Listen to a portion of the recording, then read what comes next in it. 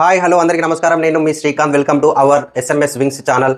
మరి ఈరోజు మన తెలంగాణలోని ప్రముఖ దినపత్రికలో ఉన్నటువంటి మెయిన్ హెడ్డింగ్స్ని ఒకసారి చూద్దాం. ముందుగా మీరు మన ఛానల్ని సబ్స్క్రైబ్ చేసుకోండి, ఎవరైతే సబ్స్క్రైబ్ చేయలేదో. మరి మన వీడియోని చివరి దాకా చూడండి, తర్వాత కామెంట్ చేయండి, లైక్ చేయండి, షేర్ చేయండి. ఓకే, మరి మనం హెడ్డింగ్స్లోకి వెళ్దాము. ఈనాడు, ఆంధ్రజ్యోతి, నమస్తే తెలంగాణ, వెలుగు దినపత్రికల్లో ఉన్నటువంటి ప్రముఖ హెడ్లైన్స్ ఏమున్నాయి, ఈ రోజు ఏమైనా సంచలనం ఈ రోజు ఉందా అనేటువంటి కూడా ఒకసారి చూద్దాం. ఈ రోజు చూస్తే వత్తాసు అధికారులపై కొరడా. ఏదైతే హైడ్రాకు సంబంధించి మనకి ఇక్కడ ఒక న్యూస్ పెద్దగా ఇవ్వడం జరిగింది. హైదరాబాద్ నగరంలో అక్రమ కట్టడాలకు అనుమతులను ఇచ్చినటువంటి అధికారులపైన చర్యలు తీసుకోవడానికి కూడా ప్రభుత్వము హైడ్రా కూడా ఆధారాలను సేకరిస్తుంది. కొందరిపైన క్రిమినల్ కేసు కూడా నమోదు చేయాలని చెప్పేసి హైడ్రా ఫిర్యాదు చేయడం జరిగింది. సో మరి ఇక్కడ చూసుకుంటే దుర్గం చెరువు ఎల్ఎఫ్టీలోనే ఉన్న నిర్మాణాలు ఖాళీ చేయకుంటే కూల్చేస్తాం. చెరువుల పరిధిలో ఆక్రమణలపై నిర్మాణదారులకు తాకీదులు. దుర్గం చెరువు ఎఫ్టీఎల్ బఫర్ జోన్లో పలువురు ప్రముఖుల నిర్మాణాలు. సీఎం సోదరుడు తిరుపతి రెడ్డి నివాసానికి నోటీసులు. మరి హైదరాబాద్లో ప్రముఖమైనటువంటి దుర్గం చెరువు ఏదైతే ఉందో దాని యొక్క ఆ చెరువు పరిధి నిండిన తర్వాత ఏదైతే ప్లేస్ ఉంటుందో ఆ చెరువుల్లోనే కొన్ని అక్రమ నిర్మాణాలు ఉన్నాయి. వాటిని మీరు ఖాళీ చేయాలి తొందరగా, లేదంటే మేము వాటిని కూల్చేస్తాము. దాంతోపాటు ఈ హైడ్రా ముఖ్యమంత్రి సోదరునికే ఒక నోటీస్ ఇవ్వడం జరిగింది. వాళ్ళది కూడా ఎఫ్టీఎల్ పరిధిలోనే ఉన్నది. మరి దాన్ని కూడా మేము నోటీసులు ఇచ్చామనేటువంటి వార్త కూడా మనకి ఇక్కడ ఈనాడులో ఇవ్వడం జరిగింది. ఈనాడులో మళ్ళీ మెయిన్ ఇంకో హెడ్డింగ్ ఇచ్చిండు. సుప్రీంకోర్టు పైనే గౌరవం లేదా, ఒక ముఖ్యమంత్రి చేయాల్సిన వ్యాఖ్యలేనా ఇవి అంటే ఇదొక మెయిన్ వార్త ఈరోజు ఈనాడులో. మొన్న ఎవరైతే కల్వకుంట్ల కవిత గారు తిహార్ జైలు నుంచి బెయిల్పై విడుదలయ్యిందో దానిపైన మన రాష్ట్ర ముఖ్యమంత్రి రేవంత్ రెడ్డి గారు ఒక వ్యాఖ్య చేశారు. బీజేపీకి బీఆర్ఎస్కు సంబంధించిన ఓట్లను గంపగుత్తగా బీజేపీకి వేయడం వల్లనే కవిత గారికి బెయిల్ వచ్చింది అనేటువంటి ఆ మాట మాట్లాడడం వల్ల సుప్రీంకోర్టు ఆ మాటను తప్పుపట్టింది. ఎందుకంటే ఒక రాజ్యాంగబద్ధమైనటువంటి ఒక హోదాలో ఉండి మీరు ఆ విధంగా సుప్రీంకోర్టును తప్పుపట్టడం కరెక్ట్ కాదు అనేటువంటి వాక్య కూడా మనకి ముఖ్యమంత్రి రేవంత్ రెడ్డి గారి గురించి కూడా సుప్రీంకోర్టు ఆ వ్యాఖ్య చేసిందని మనకు ఈనాడు దినపత్రికలో ఇవ్వడం జరిగింది. మరి ఇక్కడ చూసుకుంటే మళ్ళీ ఇంకొక వార్త ఈనాడులో, బిడ్డను గుండెలకు హత్తుకున్న కేసీఆర్. 5 నెలల నుంచి దూరంగా ఉన్నటువంటి తన కూతురుని ఒకసారిగా చూసుకొని హఠాత్తుగా గుండెలకు హత్తుకున్నాడు అనేటువంటి వార్త కూడా మనకి ఇక్కడ ఈనాడు దినపత్రికలో ఇవ్వడం జరిగింది. నిన్న ఎర్రవల్లి ఫామ్ హౌస్కు వెళ్ళేసి తన తండ్రిని మన కవిత గారు కలుసుకోవడం జరిగిందనే వార్త మనకు ఈనాడులో ఇవ్వడం జరిగింది. ఇక్కడ 40 అంశాలపై మళ్ళీ విచారణ. కృష్ణా జలాలలో కీలక పరిణామం. బ్రిజేష్ కుమార్ ట్రిబ్యునల్ నిర్ణయం. సెప్టెంబర్ 20 నుంచి వాదనలు. ఇది ఏదైతే మనకి ఆంధ్రప్రదేశ్కి మనకి వాటా ఏదైతే నీళ్ల వాటా నదుల వాటా పైన ఏదైతే ఆ కృష్ణా నది పైన ఒక బ్రిజేష్ కుమార్ ట్రిబ్యునల్ అనేటువంటి ఒక కమిటీని వేశారో, వాటా పంపకాలు మనకు సక్రమంగా జరగట్లేదు, తెలంగాణకు అన్యాయం జరుగుతుంది అనే దానిపైన మన వాళ్ళు పోరాడుతున్నారు. నదిలో ఉన్నటువంటి స్టోరేజ్ వాటర్ని ఎక్కువగా ఆంధ్ర వాళ్ళు వాడుకుంటున్నారు, మన తెలంగాణకి ఇవ్వడం లేదు.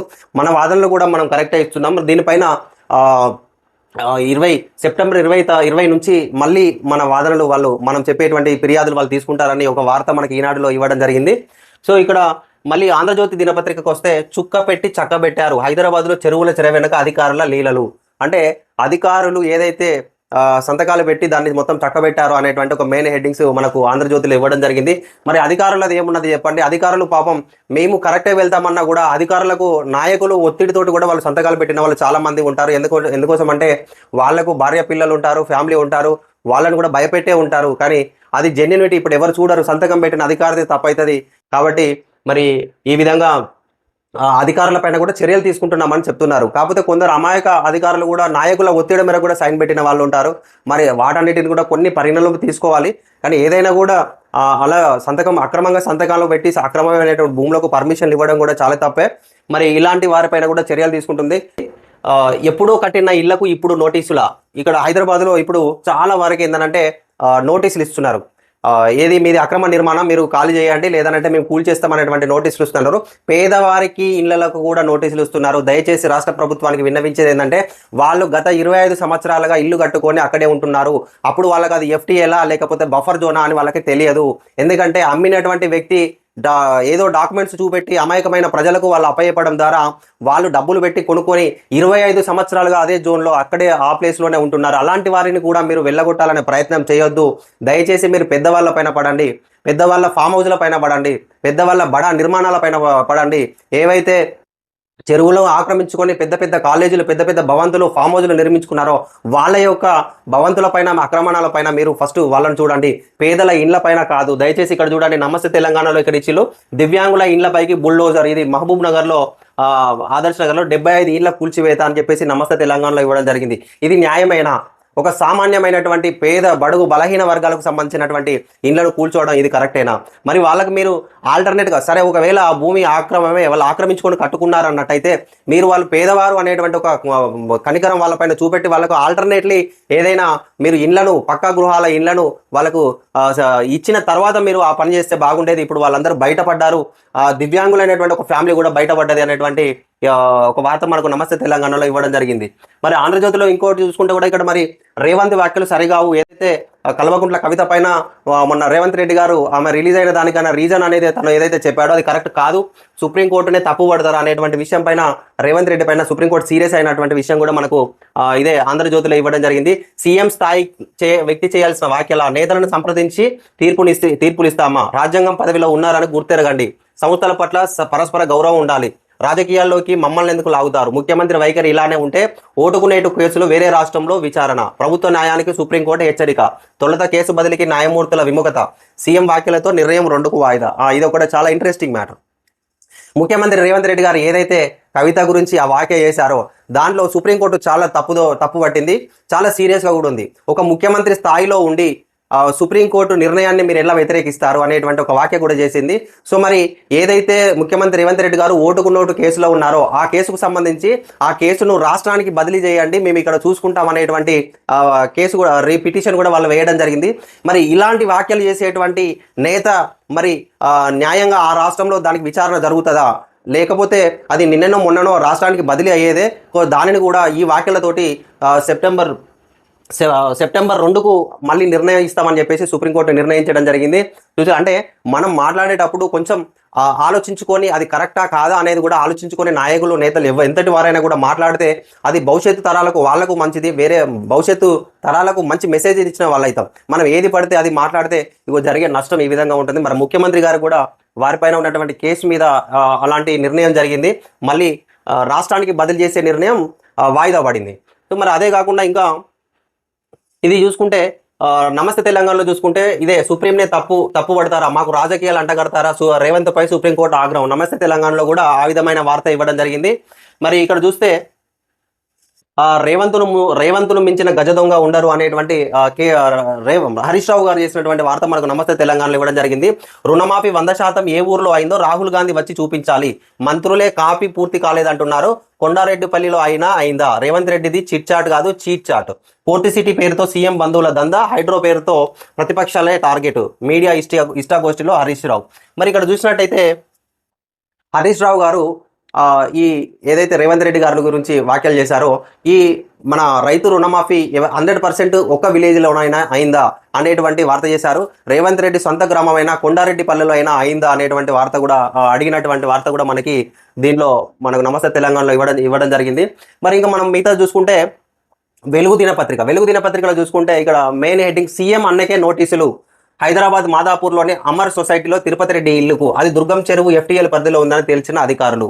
మరి నెల రోజుల్లో స్వచ్ఛందంగా కూల్చివేయాలని రంగారెడ్డి కలెక్టరేట్ నోటీసులు, లేదంటే తామే కూల్చివేస్తామని హెచ్చరిక. ఇక్కడ ఇంట్రెస్టింగ్ న్యూస్ వెలుగు దినపత్రికలో కూడా ఏంటిదంటే ముఖ్యమంత్రి సోదరుడు తిరుపతి రెడ్డి యొక్క నివాసానికి కూడా వాళ్ళు నోటీసులు ఇవ్వడం జరిగింది. ఇది దుర్గం చెరువు FTL అంటే ఫుల్ ట్యాంక్ లెవెల్ పరిధి లోపట్నే ఉన్నది, బఫర్ జోన్ కూడా కాదు, ఫుల్ ట్యాంక్ ఇంకా చెరువులోనే ఉన్నది ఇల్లు, మీరు ఖచ్చితంగా దీనికి నెల రోజుల్లో స్వచ్ఛందంగా మీరే కూల్చివేయాలి, లేదంటే మేమే కూల్చేస్తామని ఇక్కడ స్టేట్మెంట్ ఇవ్వడం జరిగింది.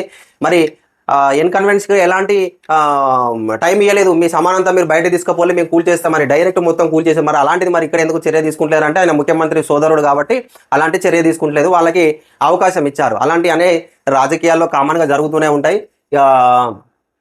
హైడ్రాకు మరిన్ని పవర్స్, మరిన్ని అధికారాలతో పాటు సిబ్బంది కేటాయింపు, ORR పరిధిలోని చెరువులు నాలాల బాధ్యత హైడ్రాకే, గండిపేట హయత్ నగర్ రక్షణ కూడా నోటీసుల నుంచి కూల్చివేతల దాకా హైడ్రా ఆధ్వర్యంలో ఉన్న విధి విధానాల ఖరారుకు CS. మరి రాష్ట్ర ప్రభుత్వము ప్రతిష్టాత్మకంగా తీసుకున్న ఈ హైడ్రా పనులు ఏదైతే ఉన్నాయో వాటికి ఇంకెన్ని అధికారాలు ఇచ్చి ఏదైతే ORR లోపల ఉన్నటువంటి నాలాలు కానీ ఆక్రమణ నిర్మాణాలపైన వాడు పూర్తి అధికారాలు వాళ్ళకి ఇచ్చి ఇంకింత వెసులుబాటు కల్పించి వాళ్లకు ఈ ఏదైతే ఆక్రమణకు గురైన భూములను రిటర్న్ తీసుకోవాలని ప్రభుత్వం చూస్తుంది. ఆ వార్త మనకు వెలుగు దినపత్రికలో ఇవ్వడం జరిగింది. మరి ఇక్కడ చూసుకుంటే వరంగల్ హెల్త్ సిటీ టీమ్స్ అంచనాల పెంపుపై విజిలెన్స్ ఎంక్వైరీ, హెల్త్ సిటీ వ్యయాన్ని 50%, టిమ్స్ల వ్యయాన్ని 33% పెంచిన గత బీఆర్ఎస్ సర్కారు R&B అధికారులపై సీఎం రేవంత్ ఆగ్రహం, ఎంక్వైరీ చేసి రిపోర్ట్ ఇవ్వాలన్న ఎన్ఫోర్స్మెంట్ ఆదేశం. మరి ఏదైతే వరంగల్లో నిర్మితమవుతున్నటువంటి అతిపెద్ద ప్రభుత్వ ఆసుపత్రి, అది ఇండియాలోనే అతిపెద్ద ప్రభుత్వ ఆసుపత్రిగా నిర్మితమవుతుంది. ఆల్మోస్ట్ గత ప్రభుత్వ హయాంలోనే స్లాబ్ లెవెల్స్ అయిపోయి గోడల వరకు అన్ని కంప్లీటింగ్లో ఉన్నాయి. ఈ ప్రభుత్వం వచ్చిన వెంటనే వాటిని పన్నులను ఆపేసి ఇప్పుడు ఏమంటున్నారు అని అంటే హెల్త్ సిటీ వ్యయాన్ని 56% ఏకంగా అమౌంట్ పెంచిళ్ళు, దానిపైన మాకు రిపోర్ట్ ఇవ్వాలనేటువంటి న్యూస్ కూడా అక్కడ ఇవ్వడం జరిగింది. సార్ అది ఉత్తర తెలంగాణలోనే అందరికీ ఉపయోగపడేటువంటి పెద్ద హాస్పిటల్ సార్ అది. దాన్ని మీరు ఏ ఎంక్వైరీలు అన్నా చేసుకోండి, కానీ ఆ నిర్మాణాన్ని తొందరగా కంప్లీట్ చేసి ఈ ప్రాంతంలో ఉన్నటువంటి పేద ప్రజలకు అందించేటువంటి వైద్యశాల సార్, అది గొప్ప వైద్యశాలగా రూపుదిద్దుకుంటుంది. దాన్ని మీరు మీ చేతులతోటే కంప్లీట్ చేసి ప్రజలకు ఒక కానుకగా అందించండి. మీకోసం అందుబాటులో ఒక పెద్ద కార్పొరేట్ ఆసుపత్రి స్థాయిలో ఒక ప్రభుత్వ ఆసుపత్రిని ఏర్పరుస్తున్నామన్నటువంటి మీరే మీ చేతుల మీదుగానే ఓపెన్ చేసి ప్రజలకు అందించండి. అంతేగాని దాన్ని ఏదో ఒక కారణం చేత దాని నిర్మాణాన్ని అక్కడికే ఆఫ్ చేసి ప్రజలను ఇబ్బందులకు గురి చేయొద్దు సార్. అది మీరు తొందరగా కంప్లీట్ చేస్తే బాగుంటుంది. మరి ఈరోజు ఈ దినపత్రికల్లో వచ్చినటువంటి ఇవి మెయిన్ హెడ్డింగ్స్. పెద్దగా ఈరోజు గదే అనుకున్నట్టుగా అన్ని రోజులుగా మనకి గత 10 రోజుల నుంచి కూడా ఈ హైడ్రాకు సంబంధించిన న్యూసే హైలైట్ అవుతుంది. అడిషనల్గా నిన్న కేసీఆర్ గారి కుమార్తె కవిత గారు బెయిల్ నుంచి రిలీజ్ అయినటువంటి సంబంధించిన న్యూస్ మాత్రమే మనకు హెడ్లైన్స్లో మెయిన్గా రావడం జరిగింది. ఈ వీడియోని లైక్ చేయండి, షేర్ చేయండి, సబ్స్క్రైబ్ చేయండి, సపోర్ట్ చేయండి. Bye bye.